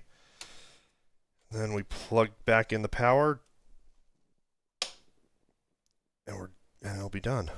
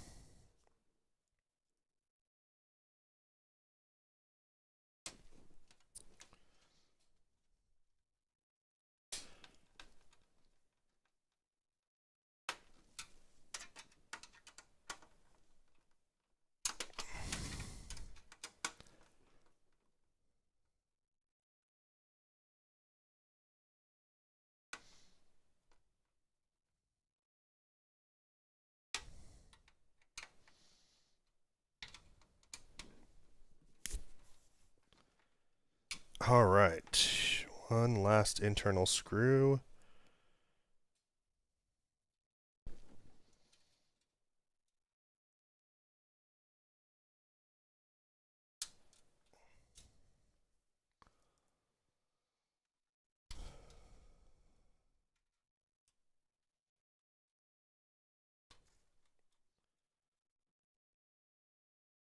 There we go.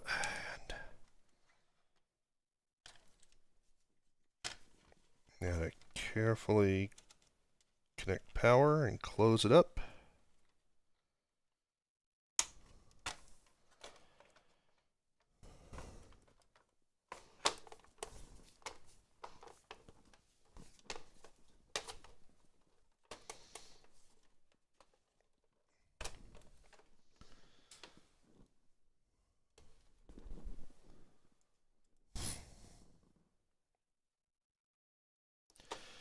Speaking of Xbox Live Gold, I keep waiting for Microsoft to finally put out a family plan. I thought they were going to, and it looks like they discontinued it in the countries they were testing it in.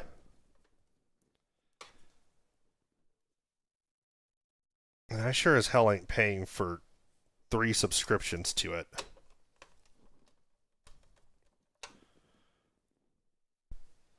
Like, my kids are able to play since the family room PS5 is the primary PS5, my kids are able to play the free games with the PS5 PSN Plus or whatever subscription without me logging in.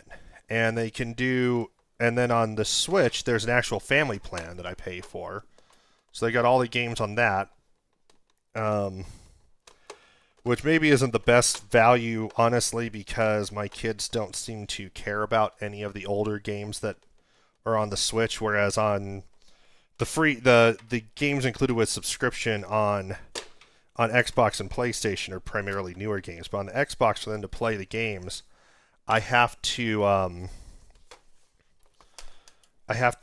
actually be logged in on my account for them to play the downloaded Xbox Game Pass games, which is just kind of aggravating. Especially because generally Microsoft's really good at online. Alright, we're plugging in one last time to do a final test now that everything's assembled. Then, like I said, I gotta reset the stream to do the Dreamcast, because I want to title it correctly.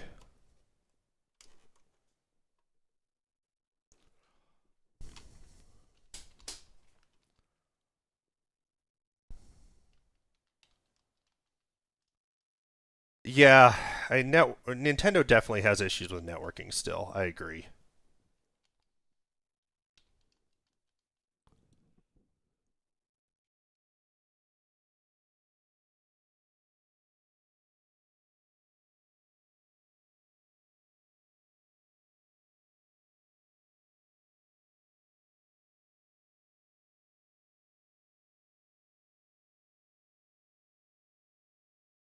I don't know what Baku Baku is, but we're just testing that it loads.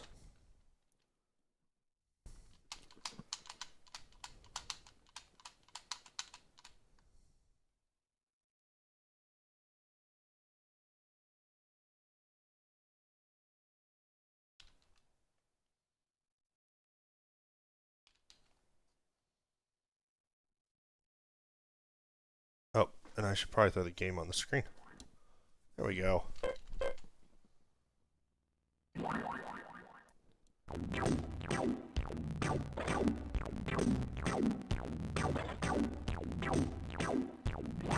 That's kind of creepy.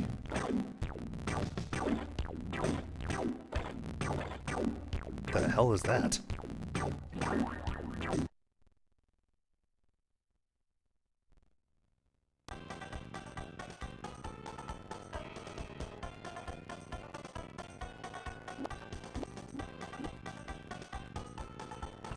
Okay, I'm not playing through a Tetris knockoff thing. Just double testing that reset, and then we're all done with this.